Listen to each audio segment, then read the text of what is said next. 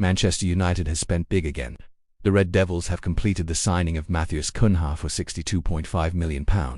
And now they're closing in on Bryan Mbeumo as well, who looks set to join for £71 million. On paper, this adds attacking firepower to a side that needs it, especially with Marcus Rashford potentially departing. But what if this isn't all sunshine and rainbows? What if Manchester United are once again setting themselves up for disappointment? Hi, it's me here.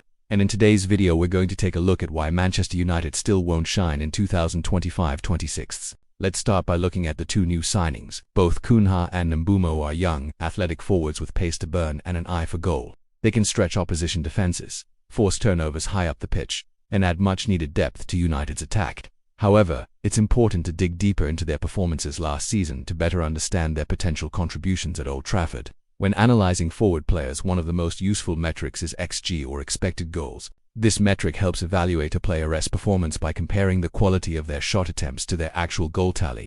Cunha scored 12 goals for Wolves last season, which at first glance seems impressive. However, when we consider his XG for the season, which was just 8.5, we see that he significantly outperformed expectations, netting 3.5 more goals than anticipated. This suggests that some of his goals were the result of luck or individual brilliance, rather than consistent finishing ability. While this is great news for Wolves last season, it doesn't bode well for United, as it indicates that Cunha's true level might be lower than his current goal tally suggests, meaning we could see a drop in his goal output next season.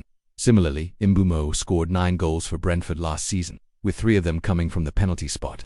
Excluding penalties, his non-penalty XG was just 5, meaning he also significantly outperformed expectations. Furthermore, 3 of his 6 non-penalty goals came from defensive errors or set pieces, which are less indicative of consistent form. One of these goals involved a fortunate deflection, while another resulted from a corner. This means that if we adjust for these lucky strikes, his actual goal tally would be even lower than his non-penalty XG of 5. Considering this, it seems likely that Mbeumo will also face a significant regression in form next season. Now, let's talk about Benjamin Šeško, who is expected to join United soon for around £65 to £70 million. Unlike Cunha and Mbeumo, Šeško's move to United is not finalized yet, so his stats for last season may not be fully reflective of his potential contribution to the team. However, despite this, it's important to note that Šeško's performance in the Bundesliga last season showed flashes of brilliance, but also inconsistencies that are typical for young forwards. The step up from the Bundesliga to the Premier League is significant. Historically, players from Germany's top flight have struggled to adapt to the intensity and physicality of the Premier League, often requiring time to adjust. Notably, only 21% of Bundesliga players have performed better in the Premier League compared to their previous German performances, while 47% have actually regressed in England. So it's very possible that Šeško's adaptation to the Premier League could take time. Given his history and the difficulty of the transition, it's reasonable to expect a certain level of inconsistency from him in his debut season.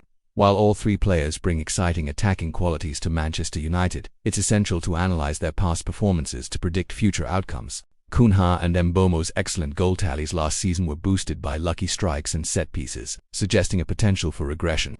Meanwhile, Šeško's potential impact remains uncertain due to the difficulty of transitioning from the Bundesliga to the Premier League. Now, this might lead you to question whether the money spent on these players could have been better utilized elsewhere.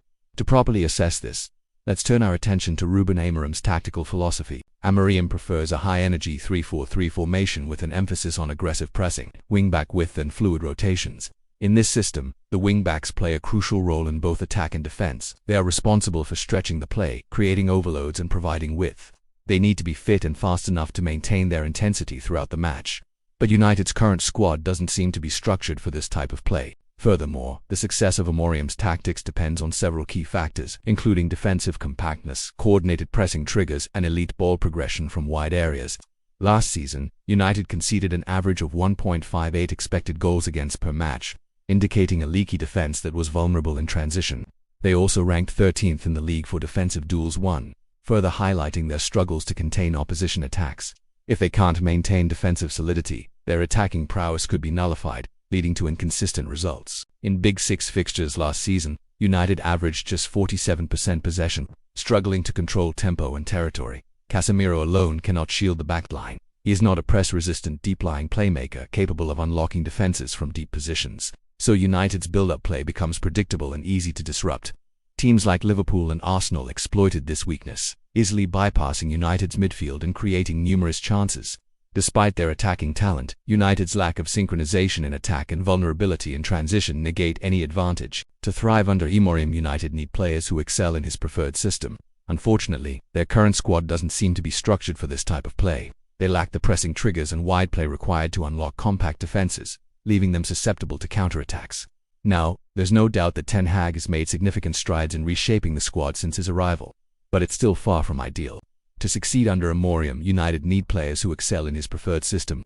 Unfortunately, their current squad does not seem to be structured for this type of play. They lack the pressing triggers and wide play required to unlock compact defenses, leaving them susceptible to counterattacks.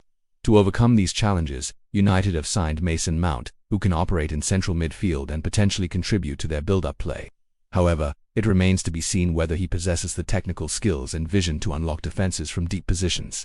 While Mount's arrival is a step in the right direction, United still lack a creative spark in midfield. They need a playmaker who can dictate the tempo, find incisive passes and unlock stubborn defenses. Without this creative outlet, their build-up play could continue to be predictable, allowing opposition teams to focus their efforts on containing United's attacking threat, while Manchester United's attacking signings bring excitement.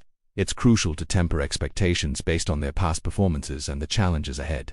Their success under Amorim's tactics depends on various factors, including defensive solidity and creative midfield play. Currently, the squad shows signs of improvement, but lacks the necessary synchronization and playmaking abilities to consistently challenge for top honors this season. Projection models from APTA 442 and fan aggregators converge on a mid-table finish between 9th and 12th place with a mere 2.7 chance of top 4 qualification. This aligns with the assessment that United are still some way off competing for major titles. So instead of solely relying on new attacking firepower, United must address their defensive vulnerabilities and midfield playmaking capabilities. This will require further strategic signings that complement the existing squad and enable Amorim to implement his tactics effectively. It's important to remember that football is a dynamic game and unexpected things can happen. Injuries, suspensions, and other unforeseen circumstances can impact a team's performance. Additionally, the beauty of football lies in its unpredictability. Underdogs can rise to the occasion and make remarkable runs while favorites can stumble unexpectedly. However, it's also worth acknowledging that United's journey under Amorim is a long-term project that will require patience and strategic planning. While immediate success cannot be guaranteed, the club's commitment to the manager's vision and the implementation of a coherent pressing identity should provide a foundation for future growth. By focusing on sustainable development and making calculated investments in the squad, United can gradually improve their performance and increase their chances of challenging for top honors in the years to come. That said, this season might not be the time for silverware. Do leave your thoughts in the comments section and subscribe for more. We'll see you next time.